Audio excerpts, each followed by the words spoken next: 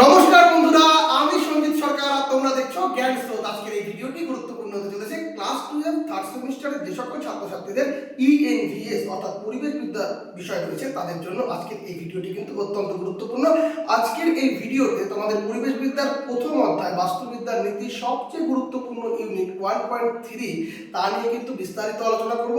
তোমরা তোমাদের গুরুত্বপূর্ণ সময় থেকে কিছুটা সময় আমাকে দাও, আমি তোমাদেরকে কথা দিচ্ছি এই ইউনিট থেকে আসা যে কোনো প্রশ্নের উত্তর কিন্তু তোমরা সহজেই করে আসতে পারবে এবং গোটা ইউনিটটা তোমাদের কিন্তু নখদর্পণে থাকবে এবং তোমরা বুঝতে পারবে।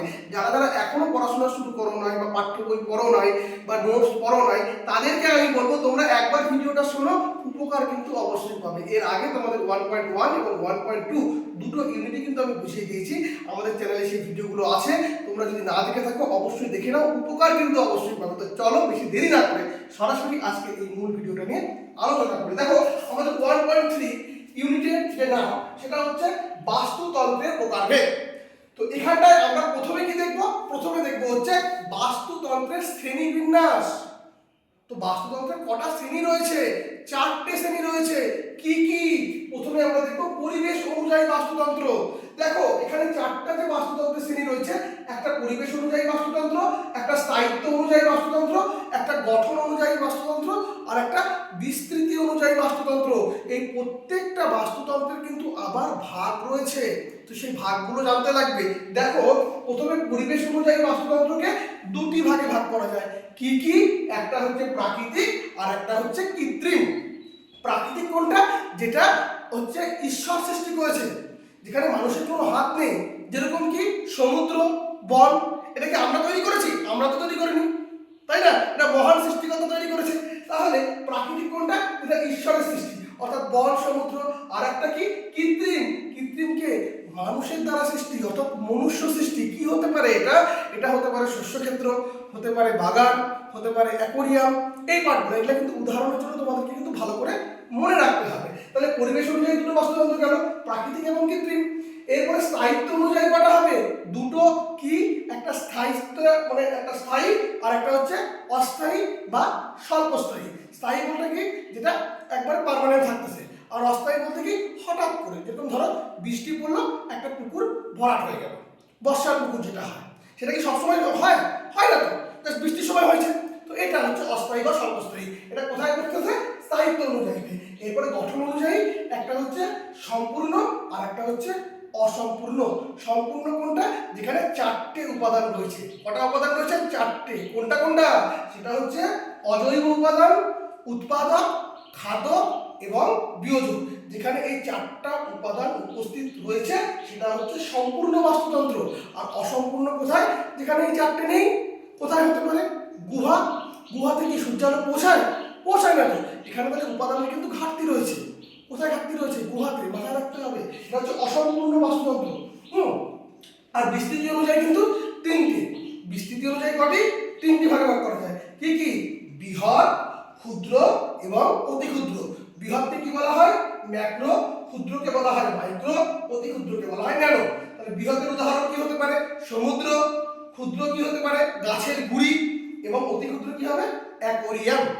তাহলে ম্যাক্রো, মাইক্রো আর ন্যানো। তাহলে এই বাস্তুতন্ত্রের প্রকারভেদে আমরা 4টে ভাগ পেয়ে গেলাম। 4টা ভাগকে আবার কত ভাগে ভাগ করা যায় সেটা তোমরা নিশ্চয়ই বুঝে গেলে। না বুঝতে পারলে ভিডিওটাকে একটু আগে থেকেই দেখো, বুঝে যাবে। এবারে স্থলজ বাস্তুতন্ত্র নিয়ে আলোচনা করবো। কি নিয়ে? স্থলজ বাস্তুতন্ত্র। তোমরা যদি পারো একবার 1.2 ইউনিটটা দেখো, আশা করি তোমাদের বুঝতে সুবিধা হবে। তো স্থলজ বাস্তুতন্ত্র কটি? 3টি। কটি স্থলজ বাস্তুতন্ত্র? 3টি। কি কি? বনভূমি বাস্তুতন্ত্র, চারণভূমি বাস্তুতন্ত্র এবং মরুভূমি বাস্তুতন্ত্র। বনভূমি বাস্তুতন্ত্রের বৈশিষ্ট্য কি? ভারতের সুন্দরবনের ম্যানগ্রোভ ফরেস্ট।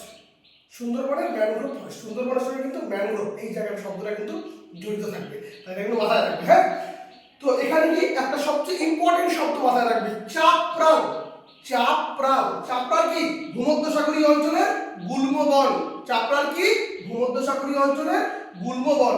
এখানে কি কি উপাদান আছে? উৎপাদক আছে। উৎপাদক কে? যে উৎপাদন করে। তাহলে কোন উৎপাদন কে উৎপাদন করতেছে? গাছগুলা কি? সুন্দরী এবং গরম। সুন্দরী গরম থাকে তো সুন্দরবনে। এবার কি? প্রাথমিক খাদ্য কারা আছে? হরিণ, গিনিপিগ। আর প্রগৌণ খাদ্য বাঘ, সিংহ।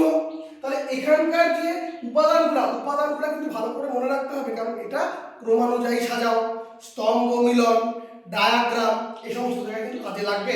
এবার চলে আসবো হচ্ছে চারণভূমির বাস্তুতন্ত্র। চারণভূমি অর্থাৎ যেখানে ঘাস বেশি থাকে। চারণভূমি কি? ঘাস বেশি থাকে, অর্থাৎ এখানে বৈশিষ্ট্য কি? ঘাস জাতীয় উদ্ভিদের আধিক্য, অর্থাৎ ঘাস জাতীয় উদ্ভিদ এখানে বেশি থাকে। কি বলা হয়? সাইপাসি গোত্র। সাইপাসি গোত্র শব্দটা মাথায় রাখবে। সাইপাসি গোত্র কিসের সঙ্গে জড়িত? চারণভূমির বাস্তুতন্ত্র, অর্থাৎ এই ঘাসের সঙ্গে। মাথায় রাখবে। উপাদান কি? এখানে উৎপাদককে কে উৎপাদন করে? আগেরটাতে তো গাছ উৎপাদন করেছে, চারণভূমিতে কে উৎপাদন করবে? ঘাস উৎপাদন করবে। ঘাস, কারণ ঘাসের আধিক্য এখানে বেশি দেখা যায়। তো ঘাস উৎপাদক কিন্তু এখানে।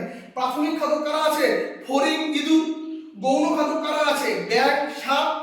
প্রগৌণ খাদ্য কে আছে? বাজ পাখি। তাহলে এটা চারণভূমির বাস্তুতন্ত্র। এই যে উপাদানগুলো কিন্তু মাথায় রাখতে হবে। আর এবার হচ্ছে লাস্ট মরুভূমির বাস্তুতন্ত্র। একটা মাথায় রাখবে কথা, সেটা হচ্ছে মরুভূমিতে কিন্তু 25 সেমির কম বৃষ্টি হয়। 25 সেমি বা 25 সেন্টিমিটারের কম কিন্তু বৃষ্টি হয় মরুভূমিতে। কোথায় হয়? মরুভূমিতে।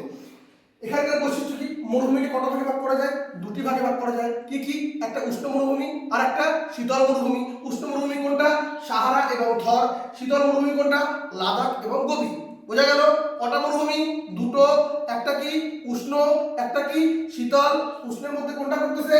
সাহারা এবং থর। শীতলের মধ্যে কোনটা পড়তেছে? লাদাখ এবং গোবি। এবার কি হচ্ছে? এবার আমরা দেখব উপাদান। প্রথমে উৎপাদক। তাহলে মরুভূমিতে কে হবে উৎপাদক? কাঁটা জাতীয় উদ্ভিদ, যাদেরকে কি বলা হয়? জেরোফাইট। জেরোফাইট বলা হয় তো। তাহলে এখানে কি হতে পারে? ক্যাকটাস গাছ, খেজুর গাছ, এরা উৎপাদন করবে। প্রাথমিক খাদ্য কারা আছে? উট, ক্যাঙ্গারু, এরা। আর কি? গৌণ। গৌণের ভিতরে কি আসতেছে? মোলাক, হরিদাস এবং মরুশিয়াল। এখানে কিন্তু মরুভূমিতে কিন্তু র্যাটেল স্নেক দেখা যায়, মাথায় রাখবে। হ্যাঁ। আর প্রগৌণ খাদ্য কি আছে? শকুন। তাহলে মরুভূমির বাস্তুতন্ত্রে প্রগৌণ খাদ্য কে? শকুন। আর চারণভূমির বাস্তুতন্ত্রে বাজ পাখি। আর বনভূমির বাস্তুতন্ত্রে বাঘ সিংহ। এই জিনিসগুলো মাথায় রাখতে হবে। কেন? ক্রমানুযায়ী সাজাও আসতে পারে, স্তম্ভ মিলন আসতে পারে, ডায়াগ্রাম আসতে পারে, তাই নয় কি? এবার আমরা চলে আসবো কোথায়? জলজ বাস্তুতন্ত্র। জলজ বাস্তুতন্ত্রকে কটি ভাগে ভাগ করা যায়? দুটি ভাগে। স্থলযোগে তিনটি ভাগে, জলযোগে দুটি ভাগে। কি কি? জলযোগে হচ্ছে একটা মিষ্টি জল আর একটা নোনা জল বা সামুদ্রিক জল। মিষ্টি জল কোথায় থাকে? নদীতে। আর নোনা জল সমুদ্রে। বোঝা যাচ্ছে? এবার মিষ্টি জলের বাস্তুতন্ত্র প্রথমে দেখবো। মিষ্টি জলের বাস্তুতন্ত্র একটা হচ্ছে লেন্টিক, একটা হচ্ছে লোটিক। লেন্টিক কোনটা? এটা হচ্ছে স্থির জলের বাস্তুতন্ত্র, যেখানে জলটা স্থির থাকবে। কোথায় জল স্থির থাকে? পুকুরে, তাই না? হ্রদে, এখানে জল স্থির থাকে।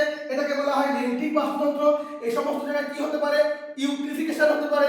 ইউট্রিফিকেশনটা কি? জলে পুষ্টি বেড়ে গেলে শৈবালের অতিরিক্ত বৃদ্ধি হয়, এটাকে ইউট্রিফিকেশন বলে। কি বলে? জলে পুষ্টি বেড়ে গেলে শৈবালের অতিরিক্ত বৃদ্ধি হয়, এটাকে ইউট্রিফিকেশন বলে। এবার কি? লোটিক। এখানে কি? প্রবাহমান জল। লেন্টিক কি ছিল? স্থির জল। লোটিক কি? প্রবাহমান জল। প্রবাহমান জলের বাস্তুতন্ত্র কি? নদী, যেখানে জল প্রবাহিত হয়। ঝর্ণা, যেখানে জল প্রবাহিত হয়, এটাকে কি বলা হয়? লোটিক বলা হয়। এবার দেখে নাও পরবর্তী। এখানে দুটো শব্দকে মাথায় রাখতে হবে। একটা রিপাবিয়ান জোন আর একটা কি? Catchment area. রিপাবিয়ান জোন কোনটা? যেটা নদীর পাড় সংলগ্ন এলাকা। রিপাবিয়ান জোন কোনটা?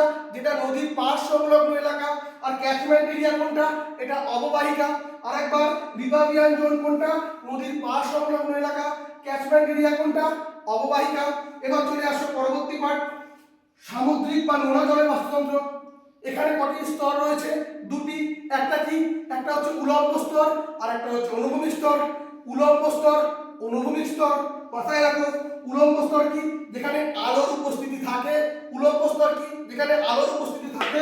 এখানে দেখে নাও কি কি আছে? ইফোটিক, ডিসফোটিক, অ্যাফোটিক। ইফোটিক কোনটা? যেখানে প্রচুর আলো থাকে। ইফোটিক কোনটা? যেখানে প্রচুর আলো থাকে, অর্থাৎ এখানে সালোক সংশ্লেষ হয়। আর ডিসফোটিক কোনটা? আবছা আলো। ধরে নাও গোধূলি বেলা, না রাত না দিন, সেইটা আবছা আলো। আর অ্যাফোটিক কোনটা? সম্পূর্ণ অন্ধকার এলাকা বা ঘুটঘুটে অন্ধকার। অর্থাৎ এখানে কি হয়? এখানে কিন্তু কোনো গাছ নেই, এখানে কিন্তু মাংসাশী জীবগোষ্ঠী আছে বা মাংসাশী জীব আছে। কোথায় আছে? অ্যাফোটিকে। অ্যাফোটিক কি? একবারে অন্ধকারচ্ছন্ন এলাকা, ঘুটঘুটে অন্ধকার। আর ডিসফোটিক আবছা আলো। ইফোটিক কি প্রচুর আলো থাকে, এখানে সালোক সংশ্লেষ হয়। এবার অনুভূমিক স্তরে যদি আসো, প্রথমে দেখবো আমরা হচ্ছে ইন্টারটাইডাল। ইন্টারটাইডাল কি জোয়ার ভাটায় প্লাবিত এলাকা, ইন্টারটাইডাল জোয়ার ভাটায় প্লাবিত এলাকা। নেরিটিক অগভীর সমুদ্র, ওশেনিক গভীর সমুদ্রের উন্মুক্ত জলরাশি, গভীর সমুদ্রের উন্মুক্ত জলরাশি হচ্ছে ওশেনিক। ইন্টারটাইডাল, নেরিটিক, ওশেনিক এগুলা কিন্তু ছোট প্রশ্ন হিসেবে আসতে পারে। এটা হচ্ছে জলজ বাস্তুতন্ত্রের পাঠ। এবার একটা পাঠ হচ্ছে মোহনা। মোহনা কি যেখানে মিষ্টি জল এবং নোনা জল মিলিত হয়, অর্থাৎ নদীর জল এবং সমুদ্রের জল যেখানে মিলিত হয় সেটা কি, সেটা হচ্ছে মোহনা। এবার কি হচ্ছে নদী ও সমুদ্রের মিলনস্থল কি বলা হচ্ছে মোহনা, অর্থাৎ মিষ্টি জল এবং নোনা জলের মিলনস্থল। এটি কি, এই মোহনাটা কি, এটা একটা ইকোটোন। মোহনা কি, এটা একটা ইকোটোন যেখানে কি হয় দুটি ভিন্ন বাস্তুতন্ত্র মিশে যায়, বনভূমির বাস্তুতন্ত্র সমুদ্রের বাস্তুতন্ত্র মিশে যাচ্ছে, দুটা বাস্তুতন্ত্র মিশে যাচ্ছে, এটাকে কি বলা হচ্ছে ইকোটোন। আর কি এখানে এটাকে সামুদ্রিক প্রাণীদের নার্সারি বলা হয়। কি বলা হয় সামুদ্রিক প্রাণীদের নার্সারি, কেন, কারণ এখানে কিন্তু ছোট মাছ আশ্রয় নেয়। মোহনা বোঝা গেছে। এবার চলে আসবো হচ্ছে আমরা পরবর্তী পার্টে। দেখো এটা কিন্তু জলাভূমির বাস্তুতন্ত্র। কি বললাম, জলাভূমির বাস্তুতন্ত্র। বছরে একটি বড় সময় জলমগ্ন থাকে এমন স্থান, বছরে একটি বড় সময় জলমগ্ন থাকে এমন স্থান হচ্ছে জলাভূমির বাস্তুতন্ত্র। যেমন কি বিল, ঝিল, হাওর। এই জলাভূমি কিন্তু দুটো বিশেষ নাম আছে, একটা হচ্ছে প্রকৃতির বৃক্ষ। কি বললাম, প্রকৃতির বৃক্ষ, অর্থাৎ এই জলাভূমিকে কিন্তু প্রকৃতির বৃক্ষ বলা হয়। কেন, কারণ দূষিত জল থেকে ভারী ধাতু ও দূষক ছেঁকে জল পরিষ্কার করে। কি করে, দূষিত জল থেকে ভারী ধাতু ও দূষক ছেঁকে জল পরিষ্কার করে। আর একটা কি বলা হয়, জীববৈচিত্র্যের সুপার মার্কেট। জলাভূমিকে তাহলে দুটো ভাগে বলা হচ্ছে, একটা হচ্ছে প্রকৃতির বৃক্ষ আর একটা জীববৈচিত্র্যের সুপার মার্কেট। কেন, কারণ প্রচুর পরিমাণে উদ্ভিদ প্রাণীর খাদ্য আশ্রয় মেলে এখানটাতে। এবার দেখো এই জলাভূমিকে সংরক্ষণের জন্য একটা কিন্তু আন্তর্জাতিক চুক্তি হয়েছিল। সেটা কোথায় হয়েছিল, ইরানে হয়েছিল। ইরানের কোথায়, রামসার শহরে। কত সালে হয়েছিল, কোন মাসে হয়েছিল, কোন তারিখে হয়েছিল, 2রা ফেব্রুয়ারি হয়েছিল 1971 হয়েছিল। ইরানের রামসার শহরে এই জলাভূমি সংরক্ষণের জন্য আন্তর্জাতিক চুক্তি হয়েছিল। আচ্ছা ভারতে কয়টা রামসার সাইট আছে বলতে পারে, 80টি। দুটার নাম বলো, একটা হচ্ছে সুন্দরবন আর একটা পূর্ব কলকাতা জলাভূমি। মাথায় রাখবে, খুবই গুরুত্বপূর্ণ। এবার বাস্তুতন্ত্রের গুরুত্ব, এই যে বাস্তুতন্ত্র তোমরা বললাম এর গুরুত্ব কোথায় আছে দেখবো আমরা হচ্ছে পরিবেশগত গুরুত্ব। পরিবেশের প্রভাব কি রয়েছে দেখো, কার্বনকে শোষণ করে, কার্বন শোষণ করে বিশ্ব উষ্ণায়ন রোধ করে এবং ভূগর্ভস্থ জলস্তরকে রিচার্জ করে। কার্বন শোষণ করে বিশ্ব উষ্ণায়ন রোধ করে এবং ভূগর্ভস্থ জলস্তরকে কিন্তু রিচার্জ করে। বাস্তুতান্ত্রিক গুরুত্ব কি আছে, পুষ্টি চক্রকে সচল রাখে, পুষ্টি চক্রকে সচল রাখে এবং জীববৈচিত্র্যকে রক্ষা করে। অর্থনৈতিক গুরুত্ব কি আছে, মাছ চাষ, মধু এবং কাঠ সংগ্রহ, পর্যটন শিল্পে কিন্তু সহযোগিতা করে। সামাজিক ও সাংস্কৃতিক গুরুত্ব, নদী ও বনভূমিকে কেন্দ্র করে গড়ে ওঠা মানুষের ধর্মীয় আবেগ ও লোক সংস্কৃতি কিন্তু দেখে। দেখো আমরা নদীকে পূজা করি, গাছকে পূজা করি, যারা সনাতন ধর্মাবলম্বী তারা করে থাকে। আমাদের এক একজনের আধ্যাত্মিক বিশ্বাস এক এক জায়গায় কিন্তু হয়ে থাকে। তো নদীকে পূজা করা হয়ে থাকে, গাছকেও পূজা হয়ে থাকে। তো ধর্মীয় আবেগটা কিন্তু সামাজিক এবং সাংস্কৃতিক গুরুত্বের ক্ষেত্রে গুরুত্ব। আর একটা আছে সেটা হচ্ছে পরাগায়ন। পরাগায়ন এটা কি বলতো, এটা হচ্ছে বাস্তুতন্ত্রের মৌমাছি, প্রজাপতি এবং পাখিরা উদ্ভিদে কি করে বলতো, পরাগায়ন ঘটায় এবং শস্য এবং ফলের উৎপাদনে সরাসরি সাহায্য করে। এই পরাগায়নটা কিন্তু অর্থনৈতিক গুরুত্বের সঙ্গে সাহায্য রাখে। তাহলে এই তোমরা পড়লে বাস্তুতন্ত্রের শ্রেণীবিন্যাস পড়লে, যেটাকে 4 ভাগে ভাগ করা হচ্ছে পরিবেশ অনুযায়ী, স্থায়িত্ব অনুযায়ী, গঠন অনুযায়ী, বিস্তৃতি অনুযায়ী। এই প্রথম 2টা করে ভাগ আছে আর বিস্তৃতির 3টা ভাগ আছে। স্থলজ বাস্তুতন্ত্র 3টা ভাগ করলে, বনভূমি বাস্তুতন্ত্র, চারণভূমি বাস্তুতন্ত্র, মরুভূমি বাস্তুতন্ত্র। জলজ বাস্তুতন্ত্রকে 2টো ভাগ দেখলে, একটা মিষ্টি জল, একটা নোনা জল। মিষ্টি জলের ভিতরে লেন্টিক যেটা হচ্ছে কি স্থির জল, আর লোটিক হচ্ছে প্রবাহমান জল। উদাহরণ দেওয়া আছে, লেন্টিকে হচ্ছে ইউট্রিফিকেশন হচ্ছে, আর লোটিকে হচ্ছে ইপাবিয়ান জোন এবং ক্যাচমেন্ট এরিয়া। আর সামুদ্রিক এবং নোনা জলে কি হচ্ছে, 2টো স্তর আছে, একটা উলম্ব স্তর, একটা আনুভূমিক স্তর। উলম্ব স্তরে যেখানে আলোর উপস্থিতি থাকে এর 3টে পার্ট দেখে নাও। ইফোটিক এখানে প্রচুর আলো থাকে, ডিসফোটিক এখানে আবছা আলো থাকে মানে গধূলি বেলা, অ্যাফোটিক অর্থাৎ সম্পূর্ণ অন্ধকার বা ঘুটঘুটে অন্ধকার, এখানে কিন্তু কোনো গাছ থাকে না, মাংসাশী জীব থাকে। আর অনুভূমিক স্তরে ইন্টারটাইডাল অর্থাৎ জোয়ার ভাটায় প্লাবিত এলাকা, নেরিটিক মানে অগভীর সমুদ্র, ওশেনিক মানে গভীর সমুদ্রের উন্মুক্ত জলরাশি, মোহনা কোনটা? যেটা নদী ও সমুদ্রের মিলনস্থল অর্থাৎ মিষ্টি জল এবং নোনা জলের মিলনস্থল। এটাকে কি বলা হয়? ইকোটোন বলা হয়, কারণ যেখানে দুটি ভিন্ন বাস্তুতন্ত্র মিশে যায়। বললাম না বনভূমি আর সমুদ্রের বাস্তুতন্ত্র। এবং সামুদ্রিক প্রাণীদের কিন্তু এটাকে নার্সারি বলা হয়, কারণ প্রচুর ছোট ছোট মাছ কিন্তু এখানে এসে আশ্রয় নেয়। তারপরে আমরা জলাভূমি বাস্তুতন্ত্র দেখলাম, বছরে একটা বিরাট এলাকা জলমগ্ন থাকতেছে। বিল, ঝিল, হাওয়ার দুটো বিশেষ নাম কি বললাম? একটা প্রকৃতির বৃক্ষ, কেন? কারণ দূষিত জল থেকে ভারী ধাতু ও দূষক ছেঁকে জলকে পরিষ্কার করে। আর একটা কি দেখলাম? জীববৈচিত্র্যের সুপার মার্কেট, প্রচুর পরিমাণে উদ্ভিদ ও পানির খাদ্যের আশ্রয় মেলে। সংরক্ষণে কি বলা হলো? 2রা ফেব্রুয়ারি 1971 ইরানের রামসার শহরে কিন্তু এই জলাভূমি সংক্রান্ত আন্তর্জাতিক চুক্তি হচ্ছে। উদাহরণ কি? ভারতে কটা রামসার সাইট আছে? ভারতে 80টি রামসার সাইট আছে। যদি বল দুটার নাম বলো, একটা কি বলবো? সুন্দরবন, আর একটা কি বলবো? কলকাতা জলাভূমি। এরপরে বাস্তুতন্ত্রের গুরুত্বগুলো বললাম, পরিবেশ গুরুত্ব, বাস্তুতান্ত্রিক গুরুত্ব, অর্থনৈতিক গুরুত্ব। অর্থনৈতিক গুরুত্বের একটা ইম্পর্টেন্ট পার্ট হচ্ছে পরাগায়ন, আর হচ্ছে সামাজিক ও সাংস্কৃতিক গুরুত্ব। এই তোমাদের পার্ট। এবার বেশ কিছু ছোট প্রশ্ন নিয়ে আলোচনা করবো, একটু মনোযোগ দিয়ে শোনো, উপকার তোমরা পাবে।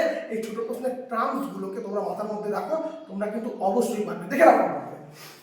দেখো, প্রথমে আমাদের হচ্ছে কৃত্রিম বাস্তুতন্ত্র। কোনটা? আমি আগেই বলেছিলাম কৃত্রিম বাস্তুতন্ত্র, শস্যক্ষেত্র, বাগান, অ্যাকোরিয়াম, এটা মানুষের দ্বারা সৃষ্টি। এবার কি?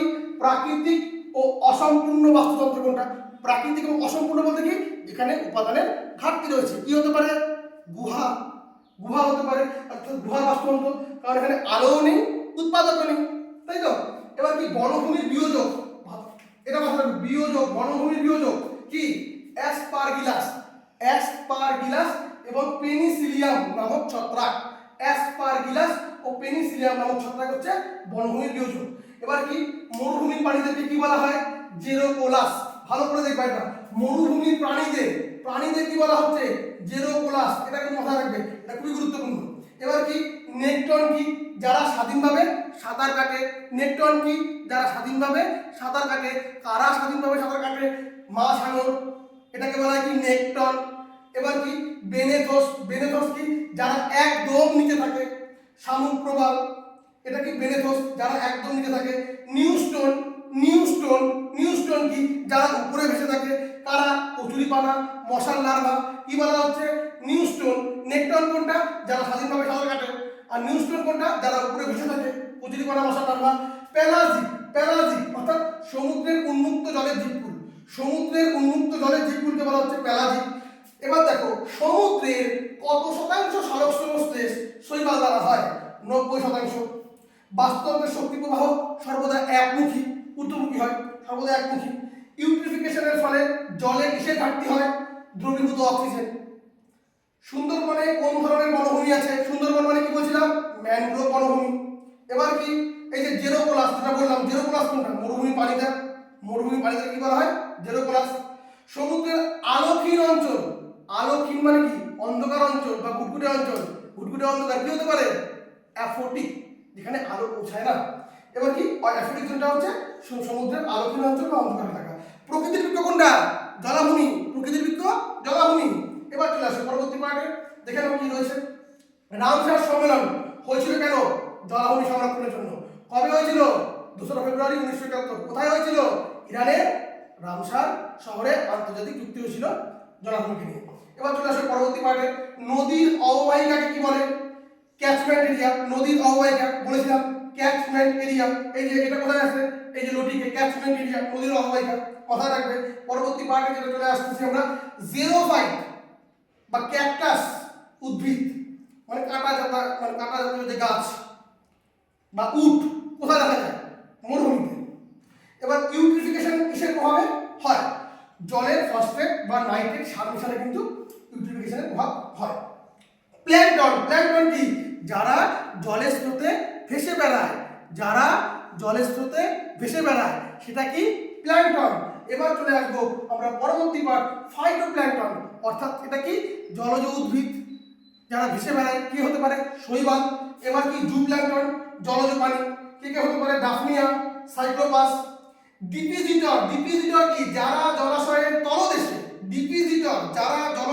তলদেশে, কাদার মধ্যে থাকা পচা জৈব বস্তু খেয়ে বেঁচে থাকে, সেটা হচ্ছে ডিপিজিটর। যারা জলাশয়ের তলদেশে কাদার মধ্যে থাকা পচা জৈব বস্তু খেয়ে বেঁচে থাকে। একটা ইম্পর্টেন্ট শব্দ, এফিমেরালাস। এফিমেরালাস। এফিমেরালাস মরুভূমির যেসব উদ্ভিদ বৃষ্টির পর খুব দ্রুত কয়েক সপ্তাহে তাদের জীবনচক্র শেষ করে, তাদেরকে বলা হয় হচ্ছে এফিমেরিলাস। কি বললাম আরেকবার? মরুভূমির যেসব উদ্ভিদ বলছে, এফিমেরালাস মানে কি? উদ্ভিদ, অর্থাৎ মরুভূমির যেসব উদ্ভিদ বৃষ্টির পর খুব দ্রুত হয়, কয়েক সপ্তাহে তাদের জীবনচক্র শেষ করে ফেলে, তাদের বলা হয় এফিমেরালাস। এফিমেরালাস কি? মরুভূমির উদ্ভিদ, বৃষ্টি হলে কয়েক সপ্তাহের মধ্যে তাদের জীবনচক্র শেষ করে দেয়। আর পানি হলে কি বলতাম? জেরোপোলাস। মরুভূমির পানিতে কি বলতাম? জেরোপোলাস। উদ্ভিদ হলে এফিমেরালাস। বোঝা গেল? হিউমাস বনভূমির বাস্তুতন্ত্রে মাটি তৈরির জন্য যে কালো রঙের পচা জৈব পদার্থের দরকার হয় সেটাই হচ্ছে হিউমাস, অর্থাৎ কালো জৈব মাটি। আরেকবার, বনভূমির বাস্তুতন্ত্রে মাটি তৈরির জন্য যে কালো রঙের পচা জৈব পদার্থ দরকার হয় সেটাই হচ্ছে হিউমাস। ডিট্রিটাস বাস্তুতন্ত্রের মৃত প্রাণী বা উদ্ভিদের পচা অবশেষ। ডিট্রিটাস কি? বাস্তুতন্ত্রের মৃত প্রাণী বা উদ্ভিদের পচা অবশেষকে বলা হয় ডিট্রিটাস। এবার পরাগায়ন, বললামই আগে পরাগায়নটা কি। বাস্তুতন্ত্রে মৌমাছি, প্রজাপতি এবং পাখিরা উদ্ভিদের পরাগায়ন ঘটিয়ে শস্য ও ফলের উৎপাদনে সরাসরি সাহায্য করে এবং এটা বাস্তুতন্ত্রের অর্থনৈতিক গুরুত্বের সঙ্গে সাহায্য রাখে। এবার স্তম্ভগুলো দেখে নাও। গাছের গুড়ির বাস্তুতন্ত্র। গাছের গুড়ি কি হবে? অসম্পূর্ণ বাস্তুতন্ত্র। হ্রদের বাস্তুতন্ত্র। হ্রদ কি? যেখানে জল স্থির, তাহলে কি হতে পারে? লেন্টিক। আচ্ছা, নদীর বাস্তুতন্ত্র, এখানে কি? জল প্রবাহমান, তাহলে কি হবে? লুটিক। এবার মোহনা অঞ্চল কোনটা? ইকোটোন। মোহনা অঞ্চল কোনটা? ইকোটোন, কারণ এখানে দুটো ভিন্ন বাস্তুতন্ত্র মিশে যায়। এবার চলে আসে সুন্দরবন। সুন্দরবন মানে কি হবে? ম্যানগ্রোভ অরণ্য। এবার চলে আসে জলাভূমি, কি বলা হয়? প্রকৃতির বৃক্ষ। উট বা র্যাটেল স্নেক, উট কোথায় দেখা যায়? মরুভূমিতে দেখা যায়, অর্থাৎ মরুভূমি বাস্তুতন্ত্র। আর লাস্টে পুকুর বা শৈবাল বৃদ্ধি। কি? পুকুরে কি হচ্ছে? শৈবাল বৃদ্ধি হচ্ছে, অর্থাৎ ইউট্রিফিকেশন। এই তো পার্ট 1.3 তে। এমন কি অসুবিধা আছে? যদি কয়েকবার শুনে নাও ভিডিওটি, এখান থেকে আসা যে কোনো প্রশ্নের উত্তর কিন্তু সহজে করতে পারবে। গোটা ইউনিটের কনসেপ্ট তোমার মাথার ভিতরে থাকবে। এরকম 1.1 বলা আছে, 1.2 ইউনিট নিয়ে আলোচনা করা আছে। দেখে না থাকলে একবার দেখে নাও, বুঝতে অনেকটা সহযোগিতা হবে। অনেক ছাত্রছাত্রী আছে যারা পাঠ্য বই পড়তে খুব ভালোবাসে, তাদের জন্য তো এই বিষয়গুলো অত্যন্ত সহজ, কিন্তু যারা পড়তেই বসে না, যারা বই খোলে না, তাদেরকে বলবো বই না পড়লেও অন্তত ভিডিওগুলো দেখো, উপকার কিন্তু অবশ্যই পাবে। আর তোমরা যদি নোটস নিতে চাও, নোটসের ক্ষেত্রে অবশ্যই পেড করতে হবে, তবে ফ্রি এর জন্য টেলিগ্রাম চ্যানেলে জয়েন হতে পারো। আর যারা পেড নোটস নিতে চাও তারা হোয়াটসঅ্যাপ লিঙ্কে আমার সঙ্গে যোগাযোগ করতে পারো। এবং আমার এই চ্যানেলটিকে তোমরা কিন্তু অবশ্যই সাবস্ক্রাইব করো এবং বন্ধুদের মধ্যে শেয়ার করো। আর তোমরা যদি ফেসবুক পেজ দেখে থাকো আমাদের এই ভিডিওটিকে, অবশ্যই পেজটিকে লাইক করে দিও। ইনস্টাগ্রাম পেজও আছে, সমস্ত লিঙ্ক আমরা ডিসক্রিপশনে দিয়ে দেবো। তোমাদের প্রয়োজন পড়লে অবশ্যই আমাদের বিভিন্ন সাইটগুলোকে তোমরা ভিজিট করো। আর এই ভিডিওটি ভালো লেগে থাকলে অবশ্যই কমেন্ট করে জানিও তোমাদের আর কোন কোন ভিডিওর প্রয়োজন আছে, কোন কোন বিষয়ের জায়গাগুলো তোমাদেরকে বুঝিয়ে দিলে আর্টসের ক্ষেত্রে সুবিধে হবে, এটা অবশ্যই তোমরা জানিও। তোমাদের সুবিধার্থে আমি চেষ্টা করবো তোমাদের কথার দাম রাখার, এবং অবশ্যই বন্ধুদের মধ্যে শেয়ার করো যাতে তারাও উপকৃত হতে পারে। তো আজকের মতো এটুকুই, দেখা হবে তোমাদের সঙ্গে পরবর্তী ভিডিওতে। Tata, bye bye.